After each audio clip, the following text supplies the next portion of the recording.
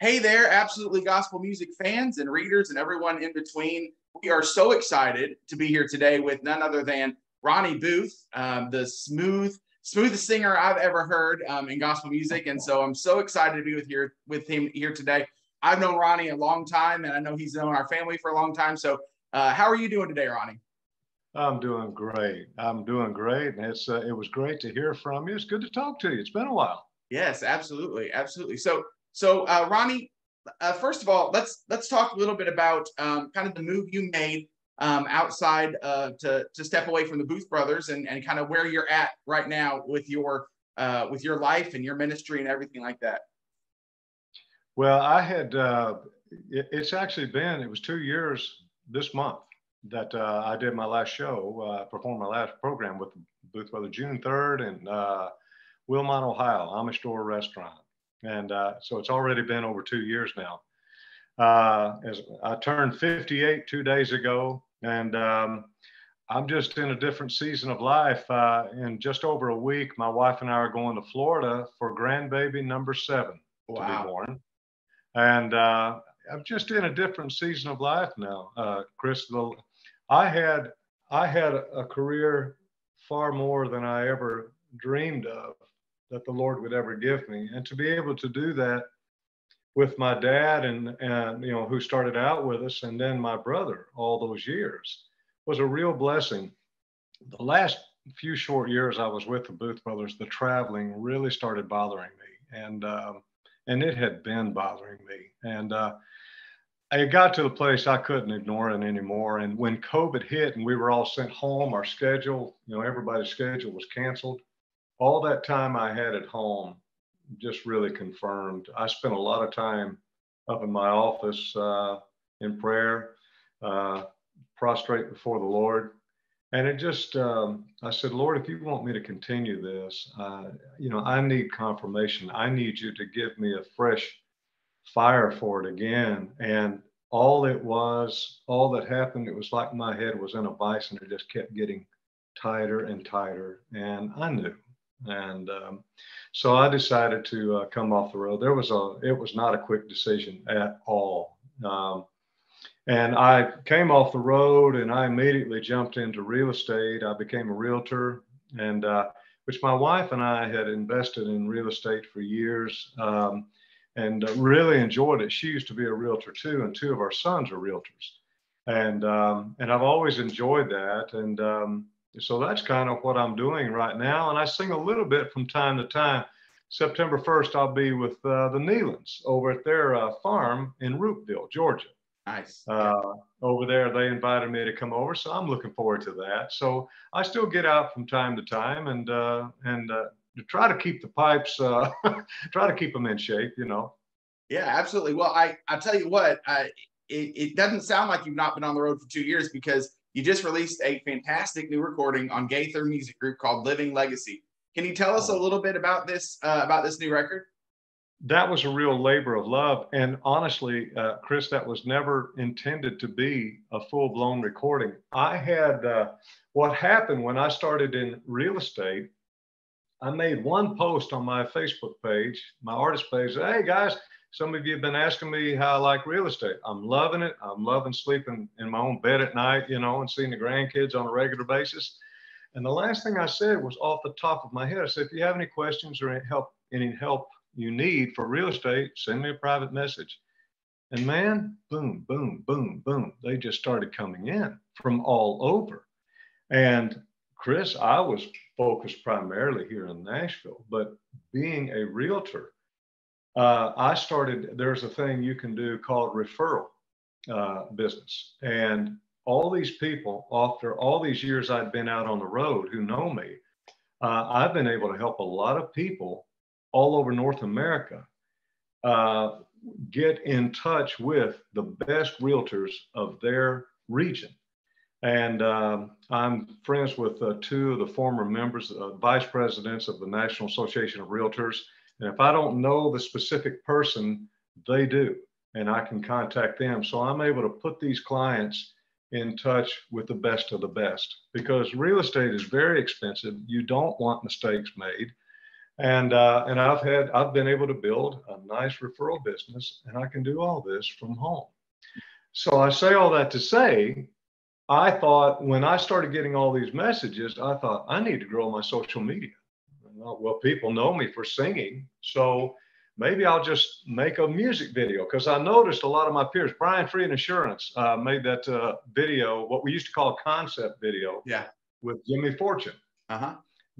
Last year or the year before, I can't remember when it was, and I started noticing my peers were putting out single music videos. So I thought, well, you know what? Dan Fogelberg's song, Leader of the Band is Tired, had been on my mind. I'd actually been playing it. I thought, well, that'd be neat to just make a music video of that song, because, you know, my father is my hero. He was my first musical hero. And so anyway, long story short, I started to look into the equipment to make a music video. And I thought, well, why don't I just call Gaither's company, see if they'd be interested in doing it. So I called them. And that's how all this began. They called me back within a couple of hours and said, no, we want to do a whole project of this. That's how all that transpired. And I said, man, I'm all for it. So so that's how it came to be. That's awesome. What I love about it, Ronnie, is that like it's Ronnie Booth put into these songs that everybody knows, you know, but it's like it's just that perfect Ronnie Booth spin on all of these songs, and I loved it. I've listened to it several times, and it's been so fun to listen to, because it's like all these songs that you know that were probably a big part of your life growing up, and it's just so great to hear your just velvety smooth voice all over these songs. And so it's been a lot of fun. Can you talk about some of the tracks that you chose and why you chose to put them on here? Well, a lot of those songs, well, every one of those songs had a major influence on my life, in my development as a singer. Growing up, listening to radio, growing up in Tampa, Florida, there wasn't a lot of gospel music in Tampa. I didn't get to, there was no radio stations down there playing gospel music. The only gospel music that I had were my dad's records with the Rebels Quartet, some of the Stamps Quartet, and gospel music had proliferated and began to take in different musical forms as well that I had not heard. So all my buddies and whatnot, we were listening to country and pop and whatnot. And you know, Chris, back then too, you could turn the radio on or you could turn television on, and you didn't get the filth that you get today, the vileness of what. Now that was another reason why I wanted to do. Since I've had these grandchildren, every aspect of my life that I see what these kids are growing up in, you know, Jesus is Lord of all. And when I wanted to sing songs about friendship, you got a friend. I wanted to sing songs that honored my father, leader of the band. I want to sing something that I could dedicate to my wife, and I did Annie's song, You Fill Up My Senses. So that's why I wanted to do these. And musically speaking, there was something about these people and their artistry that I connected with. I have no idea what their walk with the Lord was like or anything. I never met most of these people, but I do know who gave them the talent. Absolutely. And that I respect. And I learned from that. Much of the time when I was with the Booth brothers, rarely did I ever listen to Southern gospel, not because I didn't like it. I loved it and I loved my peers, but I always drew musical ideas from outside of our industry, because I felt if I could do that, I could give us a little different sound than what most of my peers were doing. And many of my peers did the same things. That's what makes you distinguishable. One of the things that makes you distinguishable. And so there was a lot of motivation in that. But primarily, honestly, Chris, I just wanted to sing about subject matters and do it in a way that honors the Lord. That's great. Yeah, it's great. And I think it's very, very apparent when you listen to the record that these songs were handpicked because they number one meant something to you, but also that they could mean something to a whole generation of people who want something like this to listen to. And in my review of it, I mentioned Gaither has kind of, the Gaither Music Group has kind of formed a niche that they fulfill, what I call Cracker Barrel music. And so it's Yeah. like music that can be sold in Cracker Barrel. It's just people that want something nice and fresh that is clean, and they don't have to worry about the lyrics, and they can go and they can see this Ronnie Booth sitting on their shelf and say, hey, these have got some great songs that I remember, and let's grab this one, you know. And so I think they filled this niche in music, and this record fits so great in that mold. And so I was glad to see that you were doing some of that music. So, and of course you got a couple gospel songs on here as well. You've got, of course, General Shepherd, which is the first single in Southern Gospel, and you've got Beulah Land as well, which is, you know, many people love that song just because of what it means, you know, and that kind of stuff. So, was there any particular reason why you chose those two gospel songs in particular? In speaking with Paul Seisler, the president of Gaither Music Group, and Barry Jennings, we discussed, you know, we wanted gospel music to be present on there too, because that's the foundation of everything that I do. And being that it is Gaither Music Group, I wanted to do at least one Bill and Gloria song, which that's one of my favorites of all time. And honestly, that treatment, that acoustic treatment, I love to strip things down to their bare essentials, musically speaking, and sing to that. And as raw as it can be. And I've always, that the message of that is so true. Gentle shepherd, come and lead us. Jesus called, we're sheep. We need a shepherd. Now, we can't make it on our own. And he didn't say that to insult us. He said that because that's how much we need him, you know. Beulah Land was something very special. I love Squire Parsons.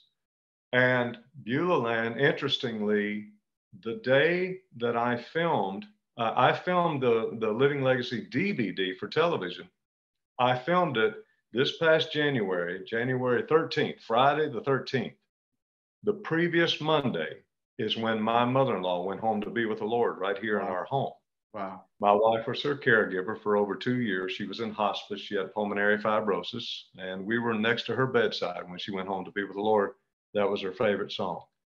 And the day before I filmed the Living Legacy DVD, I sang that at her homegoing service that morning, Thursday morning. So that had a lot of meaning. And I got to sing all the harmony parts on it. That's me singing all that. And Jeff Pearl sang bass on it for me. Yeah, that's awesome. That's awesome. Yeah, and that's another thing to talk about is this is available in DVD form.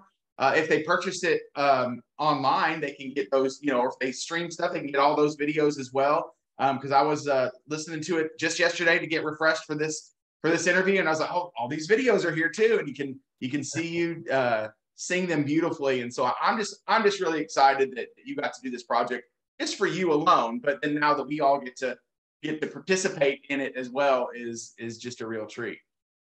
So tell us, I know you said you do a little bit of touring. Are you planning to pick it up just a little bit more to promote this record? Obviously not in a full-time aspect, but are you planning to maybe do a few more dates throughout the year to help promote this record? I am probably more so next year. Okay. Now, September 1st, I'll be with the Nealons, as I said, over at their farm. And then in October, I'll be with the Booth Brothers. The one time a year I get with the guys in Shipshewana, Indiana for the Booth Brother Retreat.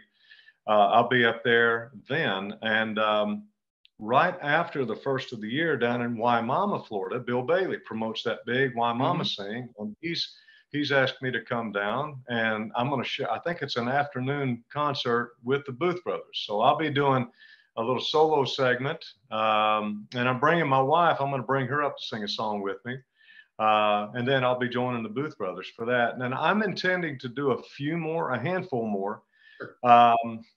You know, some of the places that people have seen me with the Booth Brothers, and maybe some areas that I've never sung in before.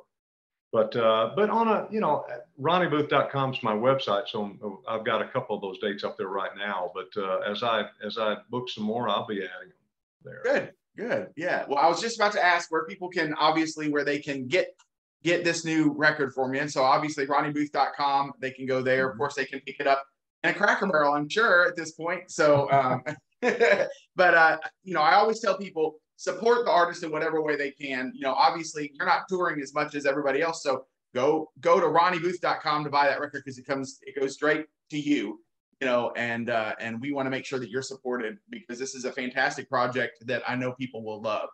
So before we sign off here, Ronnie, there is always one question. I've been doing this a long time. I've been asking artists questions for a long time in lots of different genres, but I always like to end an interview with one question. And that's simply, what is God teaching you right now?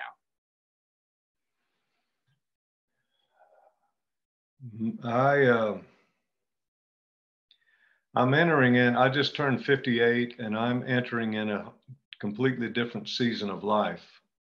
And I'm checking my motives on why I do what I do far more than I used to. When you're younger and you have dreams, you just drive for it, and you've got endless amounts of energy. And now, I'm realizing, and I wanted the entire time I was with the Booth Brothers, I want to honor the Lord. I want to do His will. But as we go through life in our walk with Christ, and little by little by little, we draw more near to Him. The single thing that he is teaching me is, don't take anything for granted.